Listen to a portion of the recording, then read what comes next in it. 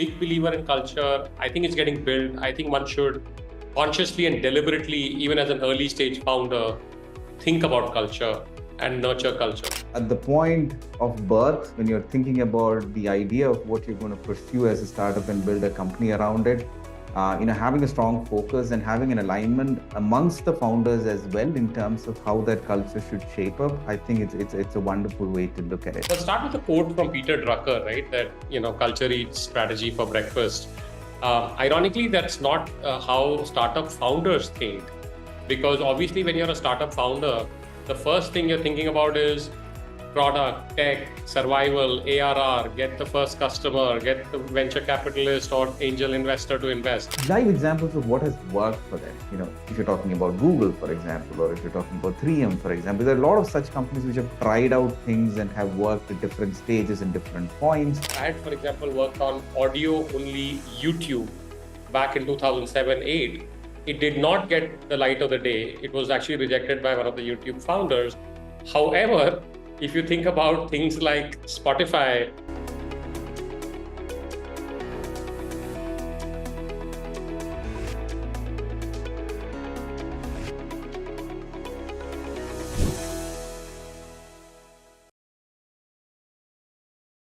Hello, everybody. Welcome back to yet another episode of Hyreo Rise series of podcasts and webinars.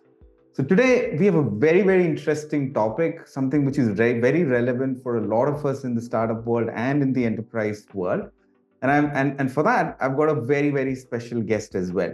So today we're going to talk a lot about how do you build a culture and build a culture of innovation in building high performance teams, right? And today I've got with me Amit Somani, who's been in the tech ecosystem for a fairly long time. A lot of us might be knowing him as well. He's managed product teams, he's built product teams, he's now looking at it from an investor view. So I think it is going to be a very, very interesting take today in terms of building high performance teams on the basis of innovation and culture. Thank you so much, Amit, for joining us today on the podcast. Thanks, Arun, for having me. Look forward to our conversation. Lovely. So let me get us started off with this fundamental premise around building high performance teams. And a lot of us have spoken about this, but I think, fundamentally the cornerstone to building high performance teams is about the organizational culture. We've looked at organizational culture from different prisms, but I think the whole aspect of culture has evolved, and the way the industry is also moving, I think the relevance has just gone up than less. So I want to start with that, Amit, from your vast experience in this space. How do you view organizational culture for small organizations to way it grows, becomes big? Would love to hear your perspectives on that. Sure, Arun. Definitely a topic of great interest to me, both in totality, but also as we deal with a lot of early stage startups. So I work at Prime Ventures, one of the partners here, and we work with very early stage companies, right? That typically at the seed or pre-series A. So we see them when they're sort of just fledgling and just getting started. And I've had the good fortune to see several of them become larger companies, right? So, how is culture helped or not, or, let it grow organically and so forth. So I'll start with a quote from Peter Drucker, right? That, culture eats strategy for breakfast. Ironically, that's not how startup founders think, because obviously when you're a startup founder, the first thing you're thinking about is product, tech, survival, ARR, get the first customer, get the venture capitalist or angel investor to invest. So you're like, yeah, culture, we'll deal with it later. Like, don't worry about it. Like, that's all fine. Like, we're all good people. We will figure it out. Unfortunately, that is not a great idea, because whether you like it or not, culture is getting built from the day of the organization beginning. Perhaps even to use an analogy of human birth, perhaps even in the inception, in the womb, right, of the org, which is to say that how you make decisions, how do you hire people, how do you deal with people in the ecosystem, whether it's partners or investors or prospects or and so on and so forth. So culture is something that is getting built, whether you like it or not. So I definitely feel that it is something that isn't necessarily paid attention to at the early stages, although it should be. Thankfully, what I've seen over the last 10 years of being a VC is that as the organizations grow, people are becoming a lot more cognizant about it.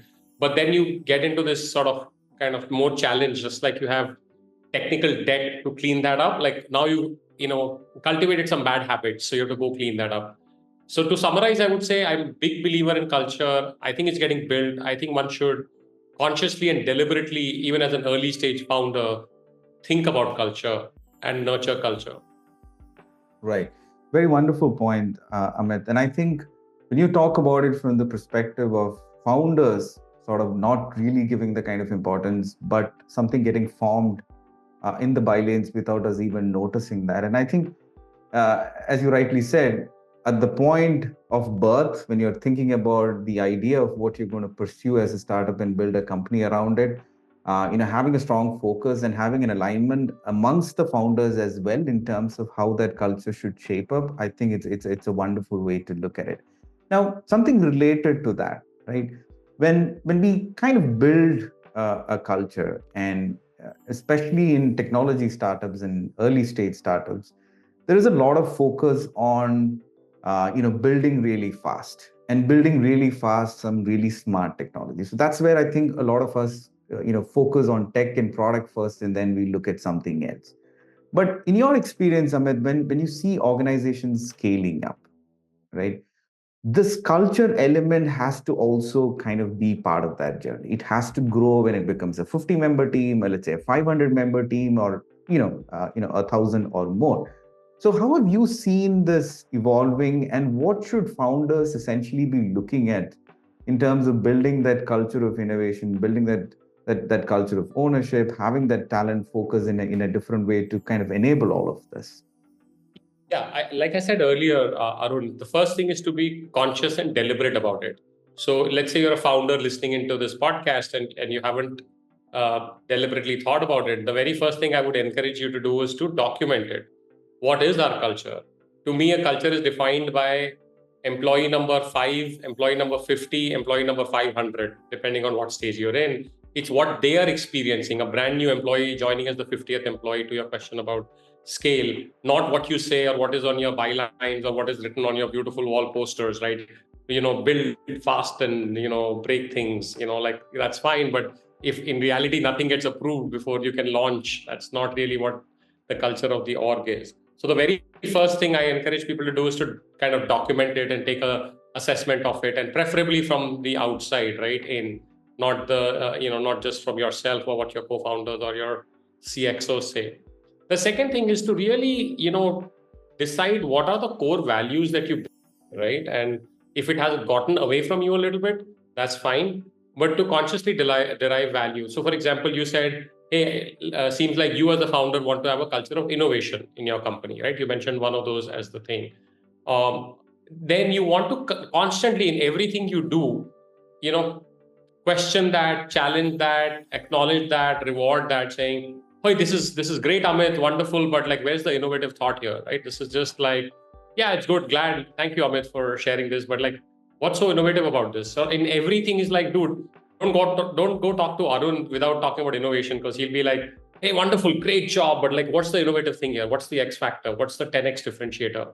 Right? So I think, and you can't do this across 20 things. You can't say, I want to be innovative and I want to be fast and I want to be frugal and I want to be this and I want to be that and all that. You have to pick the 2 to 3 or 5 things that you really, your core values, your core principles of not just what it is, but why it is and how do you want to kind of enact it, right? So I would say those are two, active things I can suggest. One is take stock of where you are really by asking around, by doing surveys, by doing individual conversations. And second is pick the 3 to 5 things you want to go after and go ballistic on those things, right? Keep in every interaction, demonstrate that, because as the company grows, it's and for those of you that are parents, I'm assuming many startup founders are still very young and early in their journey. It's not what you tell your kids, right? Or it's not what you tell your employees, or it's not what you tell your partners. It's actually how you act, right? Are you walking the talk? That's what people are going to follow and percolate as the company grows.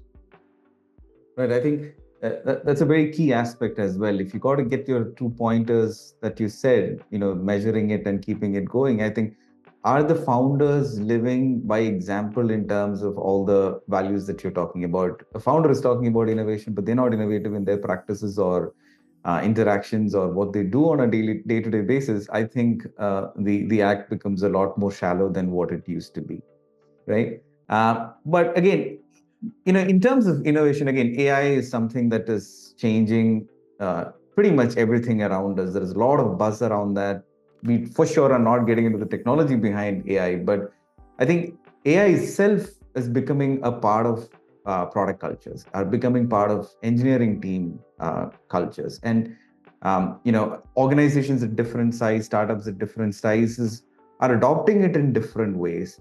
But any kind of best practices or things that you've seen amongst organizations which are trying to embrace AI in the way they operate on a day-to-day basis, AI first or non-AI first startups or organizations from your experience, Amit? Yeah, no, obviously AI is both the biggest kind of innovation in a while, but also very high on the hype cycle as well, right? So everybody's talking about AI. So rather than talk purely about AI, let me talk more broadly about innovation, right? And we'll implicitly consume AI in that. I think that you need to keep thinking about how do we get, like the culture of Kaizen, right? How do we keep getting better from here? And now to take a specific example about AI, we were doing a review with our finance team. And one of the questions I asked them is, in your day-to-day job, for all the financial reviews that you're doing or the MISs you're tracking from the portfolio or the board decks or whatever, in what way are you using AI, right? And people are like, huh, AI? Like, okay, yeah, no, of course I'm using ChatGPT and I'm using, X, Y, or Z. Like, no, that's not the question, right? So I think the very first thing that I feel like a lot of the more innovative companies are doing is encouraging everyone to find at least one or two or three tools that in their normal day-to-day job they can use, right? It could be an office manager, it could be a person in finance, it could obviously be in product or engineering or even in venture capital, right?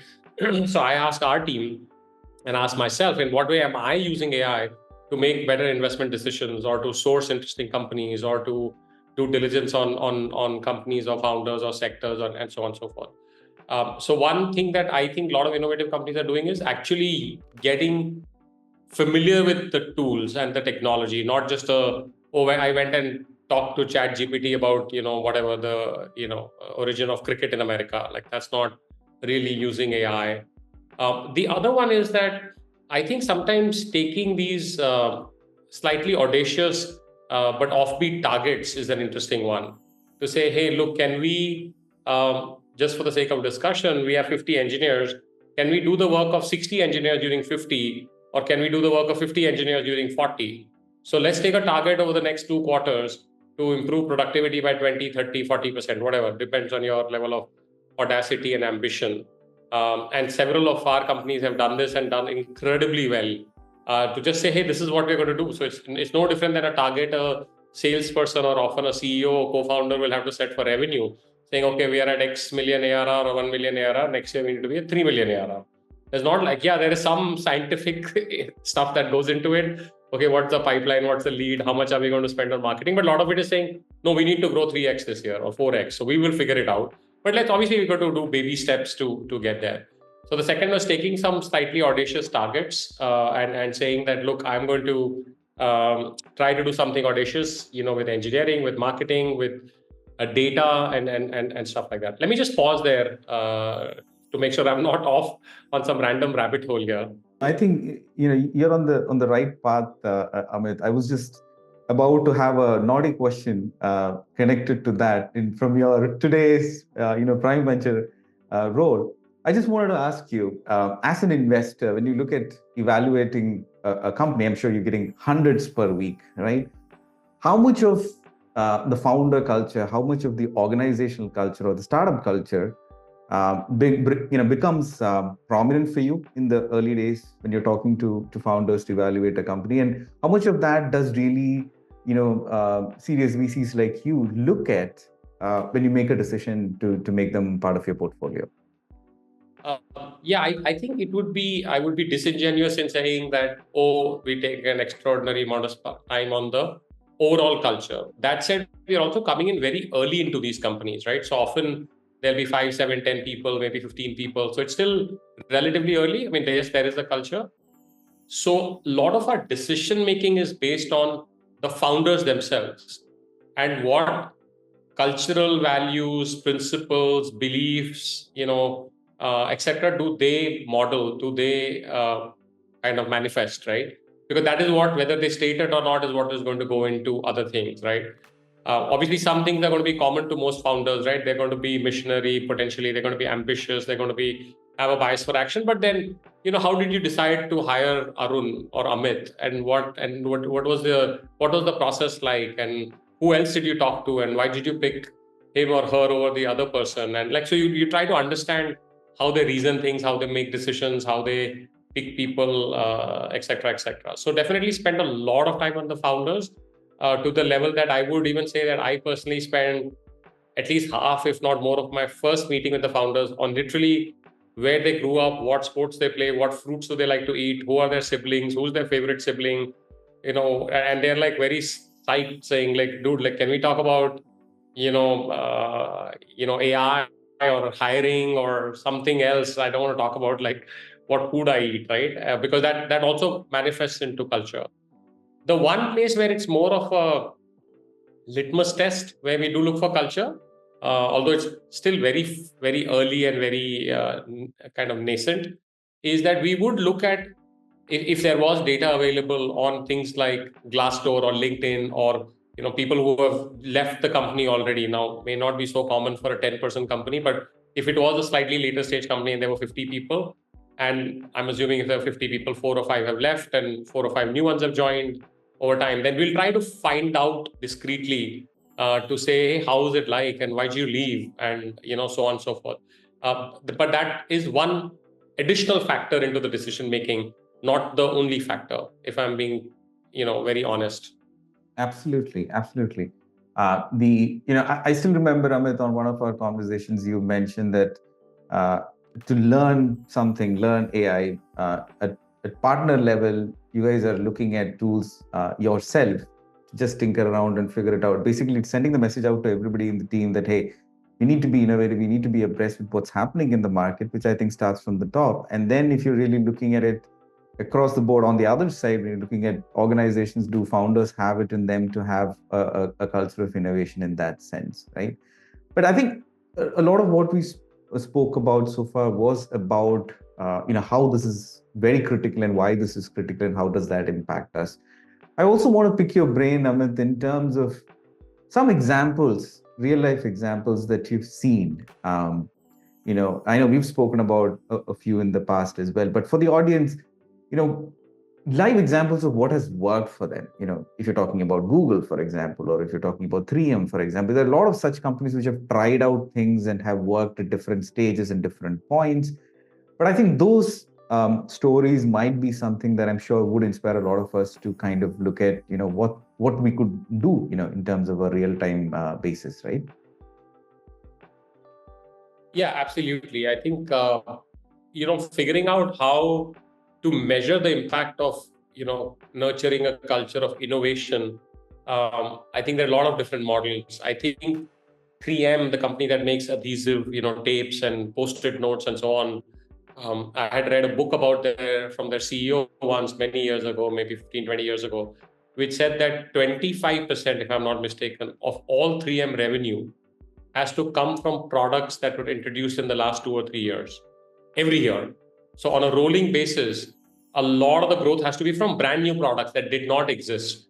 Now, I don't remember the exact number, whether it was 3 years or 5 years, but it's very recent. And 3M, I'm tempted to say, is like at least a 75-year-old company, maybe longer, right? So the fact that they have that DNA all along basically says, if I'm not going to innovate in new products and new distribution, how am I going to show that I'm meeting that metric, right? So that is one. The Google, the very famous, 20% project. I have been a part of several of those myself, and one of them actually went on to win the Founders Award at Google, where you can say any person can take any project by 20% of their own time and commit to it. And in a Darwinian economy sense, internally, you can recruit other people and their 20%. So if I'm doing something I can say, hey, Arun, like I got this prototype. Why don't you take a look? Why don't you also give me your 20% time and energy and effort?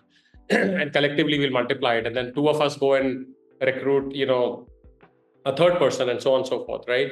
I think a lot of really crazy, amazing innovations at Google did happen through that. I wouldn't say all of it. I think a lot of those were also personal, pet projects of people. But, there were things. I had, for example, worked on audio only YouTube back in 2007, 8.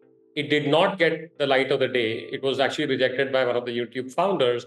However, if you think about things like Spotify and now even YouTube Music, like of course 15 years or 17 years later, and so on. I mean, these things have come up, right? So the entire, so YouTube could have been the equivalent of Spotify or Ghana or whatever else. But YouTube, the brand was video, and that was the reason that didn't get done. So I would say, these are a couple of heuristics, right, to use. One that I recommend to all our slightly more mature founders or mature companies is this framework of what I call 70, 20, 10. And the framework, the way it works is that put 70% of your energy, effort, focus, management bandwidth, intellectual bandwidth on the core business. So if we take Google as an example, it might have been search and ads, right? Now, of course, everything would be AI, but let's take Google 5 years ago, right? So the last 20 years of Google before this AI thing. So 70% is on search and ads, just for sake of discussion. 10% take it on the most innovative things, right? It could be driverless cars, it could be YouTube, it could be, well, YouTube was an acquisition, but it could be Google Earth, Android, so many other things, right? And then in that experimental bucket, from time to time, things will show some spark or some extraordinary promise. Graduate them from that, 10% to the 20% category, and then eventually to the core 70%, right? So this is just another framework. There's nothing very religious about it, but I think it just gives you some calibration that you need to keep investing some fraction of your time, energy, effort on innovation, because you can't one day say, hey guys, big all hands meeting, TGIF, we're now going to do AI. Well, ain't going to work like that, right? And the guys or gals who weren't doing something about AI or tinkering with AI or experimenting with AI all along in the core business that they're doing are now possibly going to struggle if even survive. Thank you so much, Amit. I think some of those frameworks and examples that you mentioned are, things that folks could try out. And I'm pretty sure, depending upon where you are in the cycle, where what kind of maturity you are in terms of as an organization, I think it will fit in. So it was wonderful talking to you, Amit. And if I was to kind of summarize this whole thing, we spoke about why culture is important and building it early, makes a lot more of a difference for the organization than later. Covering the whole aspect, the culture of innovation and founders leading the path and walking the talk, and how that could be sustained within the organization as it grows. Some of these examples and stories about organizations that have cracked it in some way or the other, having a framework, which means that there is an investment internally itself, there's a buy-in itself internally to keep the organization innovative, no matter if it's a 75-year-old company like a 3M or maybe a 30-year-old company like Google. But as you evolve, you change models, but the core fundamental culture of innovation remains the same. Thank you so much, Amit, for your time today. But if there is any closing comments from your side, Amit, I'll take that, and we'll close for the day today. No, thank you, Arun. I really appreciate you having me on and thoroughly enjoyed the conversation. My one closing comment to anyone that has tuned in or listened to this podcast is pick one idea or one thought that intrigued you and go implement it in the next week. Very, very straightforward, very, very directed, and very, very action oriented. That's obviously how you are always, Amit. Thank you so much. Wonderful chatting with you on our podcast. And thanks everybody for listening in today. Thank you so much. Thanks, Arun.